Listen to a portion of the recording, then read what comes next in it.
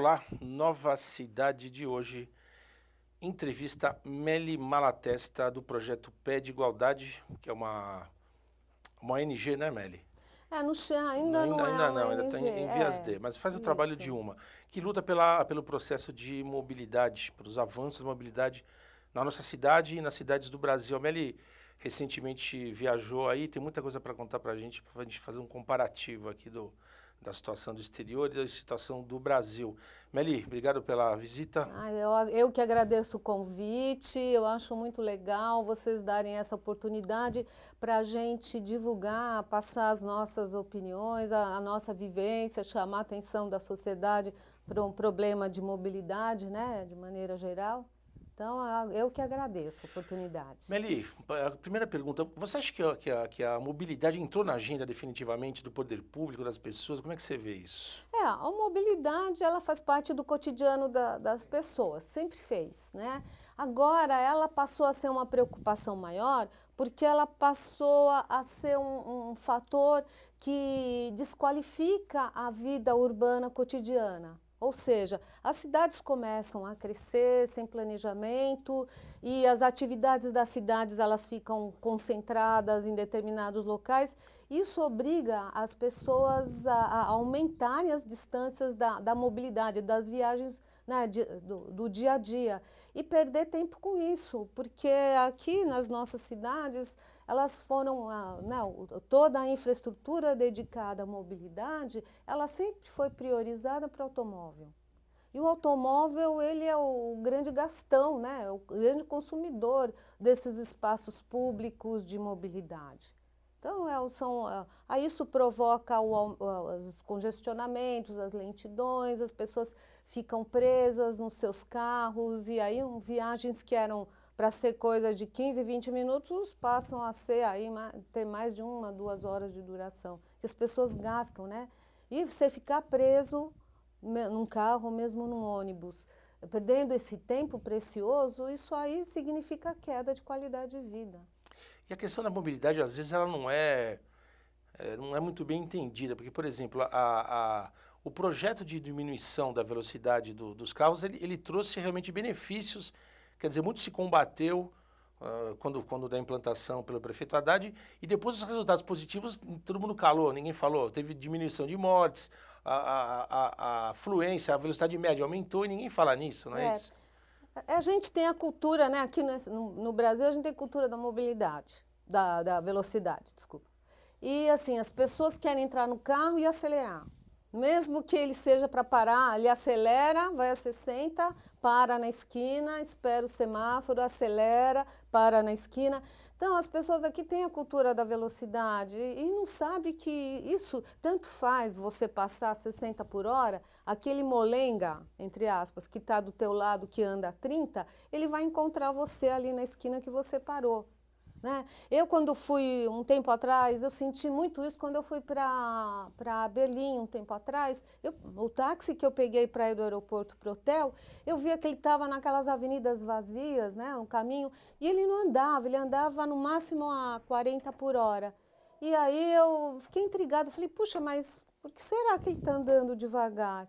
E aí depois eu entendi, eu falei, é claro, aqui você tem limite de velocidade, né? Você tem isso foi em 2012, né? Falei, aqui se tem essa noção de velocidade civilizada, você está numa área urbana onde tem outras coisas acontecendo, né?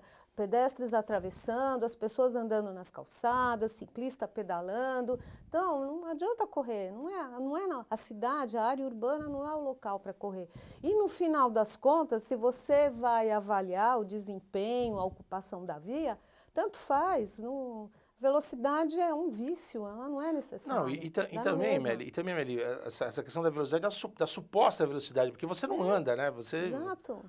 Você tem velocidade média, não adianta por exemplo, uma via ser regulamentada, como era antigamente, 70, 60 quilômetros por hora, porque, como eu falei, você vai parar em cada esquina. Então, você acelerar o carro, você vai, além de desgastar todo o motor do seu carro, você vai poluir o ambiente urbano também. Você vai causar um desconforto e você vai estar arriscando a se envolver num acidente com consequências graves, porque você sabe que um carro a 60 por hora, se ele atinge um pedestre, o pedestre ele só tem 15% de chance de sobreviver e com sequelas.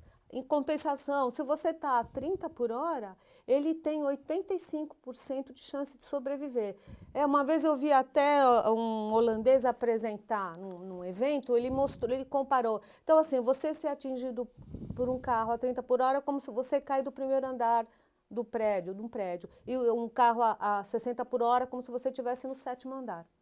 Não, inclusive a diminuição da velocidade, ela trouxe na prática esses resultados, não é isso? A mortalidade Sim. diminuiu Sim, e tudo mais, né? exatamente.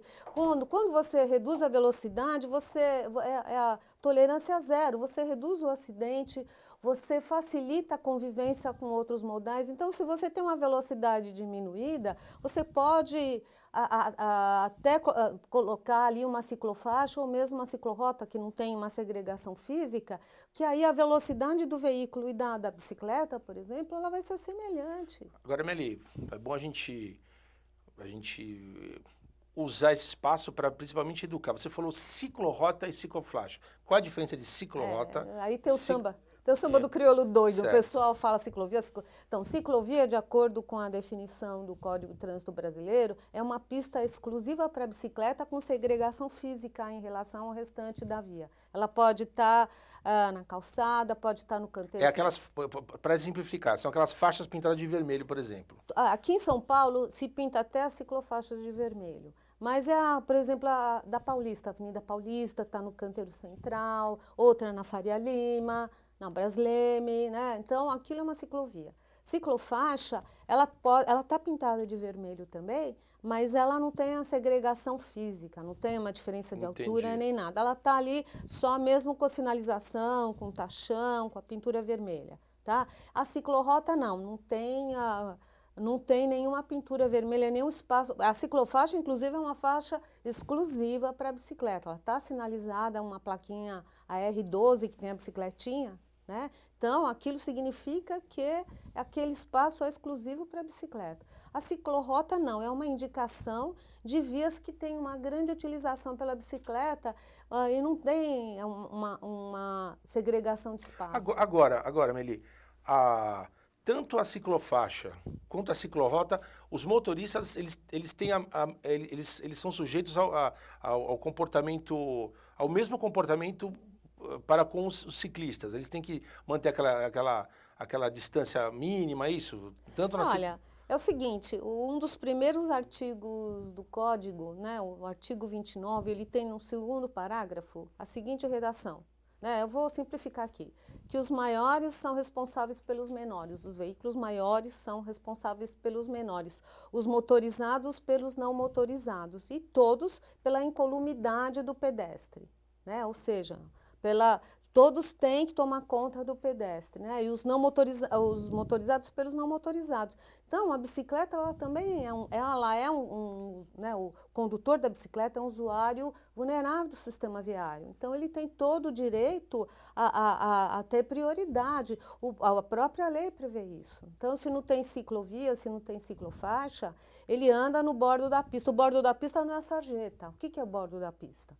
O código, o que eu entendo como bordo da pista eu vou chamar mais ou menos, é a faixa, é o centro da faixa da direita, não é o bordo da faixa da direita, tá? Até porque o bordinho da pista é um lugar ruim para se pedalar. É cheio de irregularidades, onde a sarjeta... Ele é inclinado, né? Não, e a sarjeta encontra o asfalto, às vezes acaba tendo erosão, cheio de buraco. Então, é um lugar muito ruim para se pedalar, você está sujeito a quedas, É um lugar assim que é difícil de fazer manutenção e tudo. Aqui, no Brasil é difícil de fazer manutenção, pelo tipo de revestimento, o asfalto, com o nosso clima, enfim.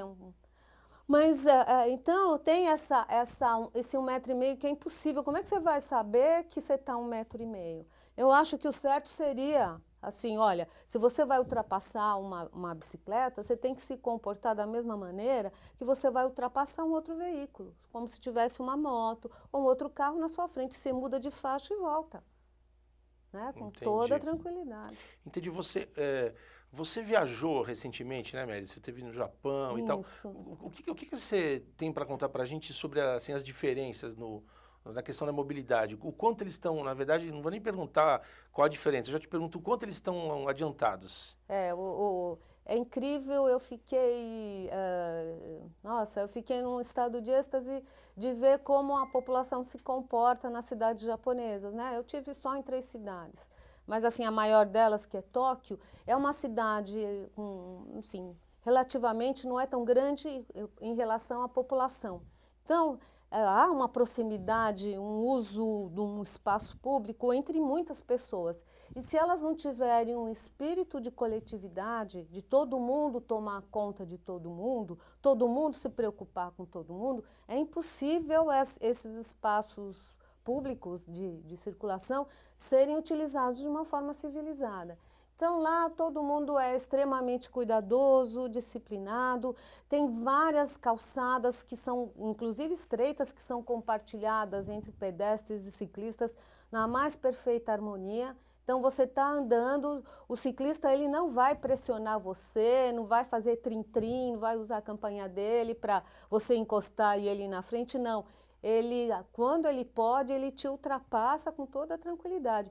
Eu cheguei a observar, até por conta do meu ritmo de passada, que teve ciclista que desmontou, porque quando você anda devagar, você não consegue ficar equilibrado na bicicleta. Então, ele desmontou, empurrou a bicicleta até o momento que ele pôde me ultrapassar. E não era, lá é tudo estreito, as ruas são estreitas, várias calçadas estreitas. Então, assim, é incrível o espírito de coletividade, de cidadania que as pessoas têm. Não tem para ninguém, nenhum lugar do mundo. Entendi.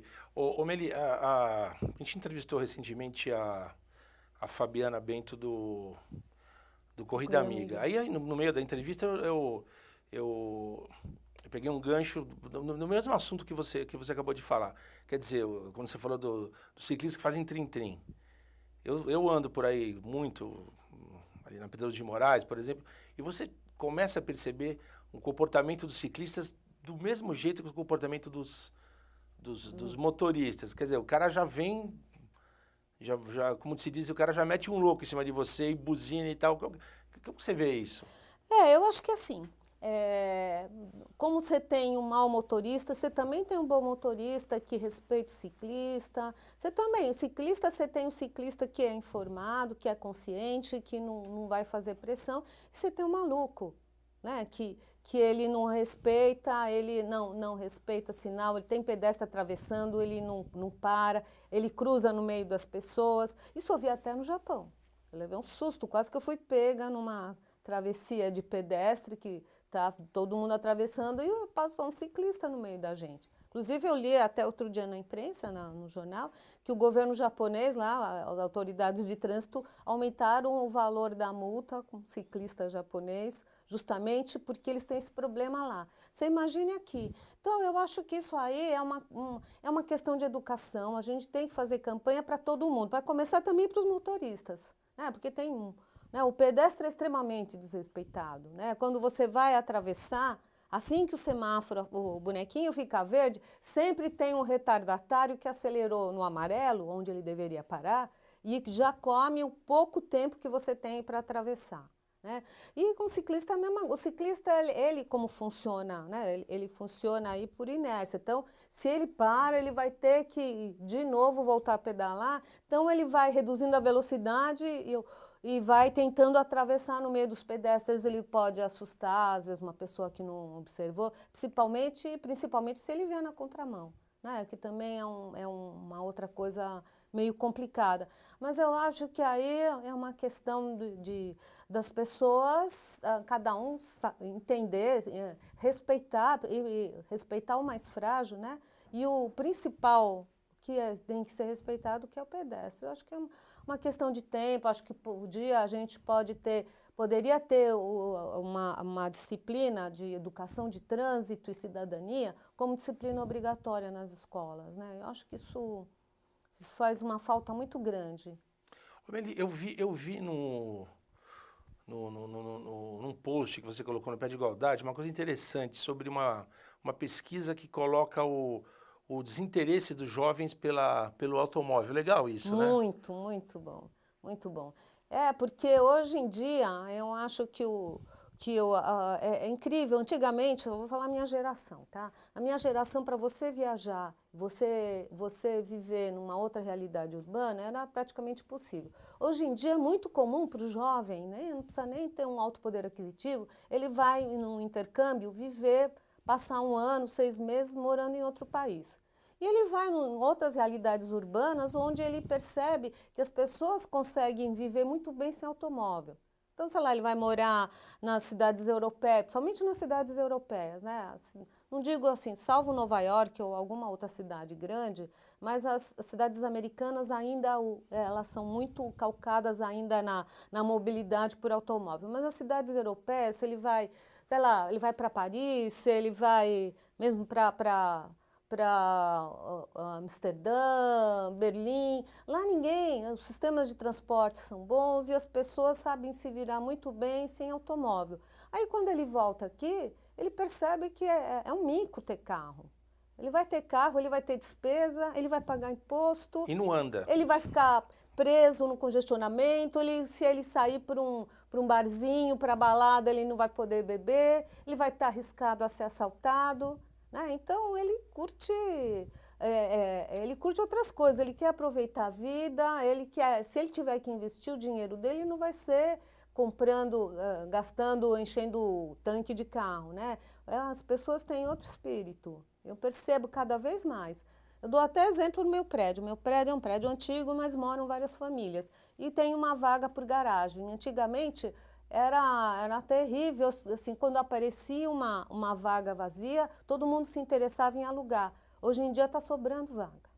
Então, inclusive casais jovens, né? Às vezes os idosos morrem ou mudam para outros lugares e os apartamentos são ocupados por casais jovens que optam por não ter carro.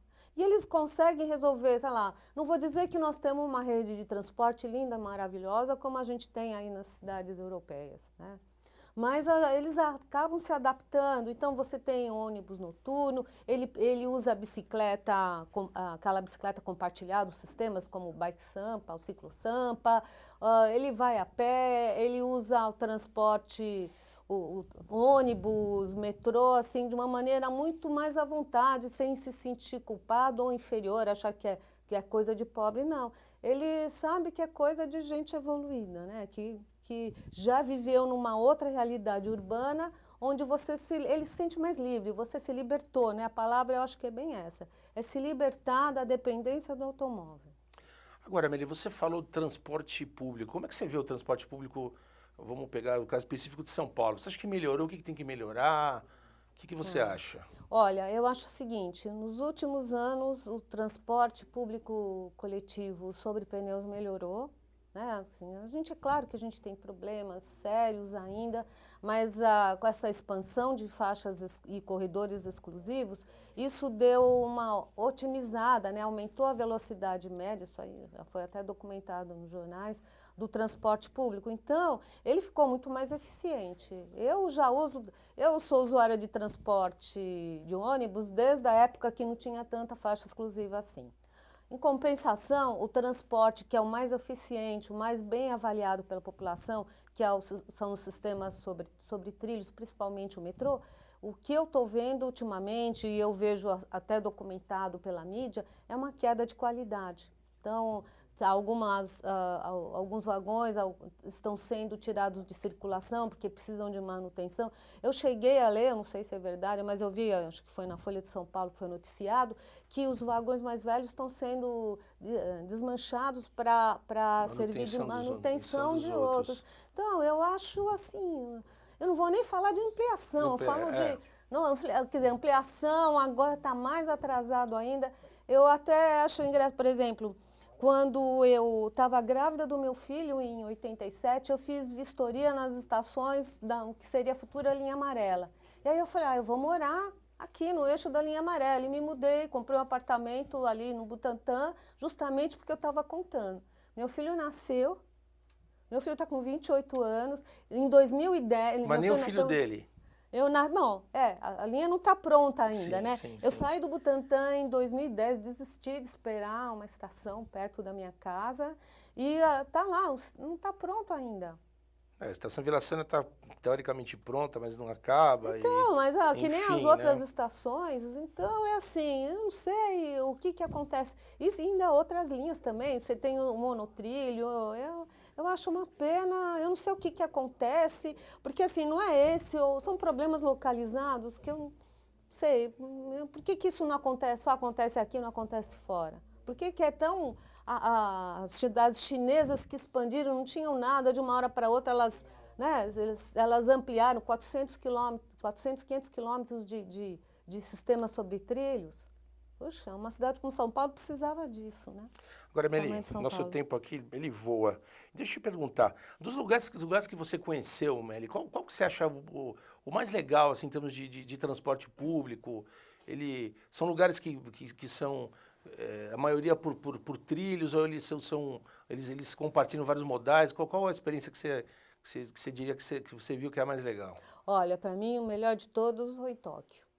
Então, Tóquio você tem uma rede fabulosa de trens e metrôs, né, que você consegue chegar em qualquer lugar da cidade, você consegue fazer qualquer conexão, não é barato não. Até porque são várias empresas, né, como se fosse, por exemplo, você tem a linha amarela que é privatizada, tem várias empresas.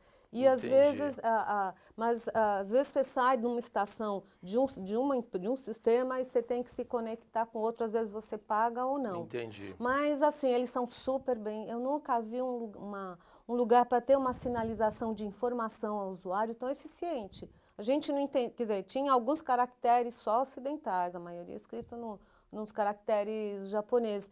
Mas a gente conseguia entender, identificar, entender, porque ela é de uma precisão, de uma qualidade altíssima. Acho que a gente tinha que, é para a gente se espelhar em algum sistema, é neles. Foi realmente excelente. Agora, Meli, como última pergunta, a gente está passando por esse momento de turbulência política, enfim.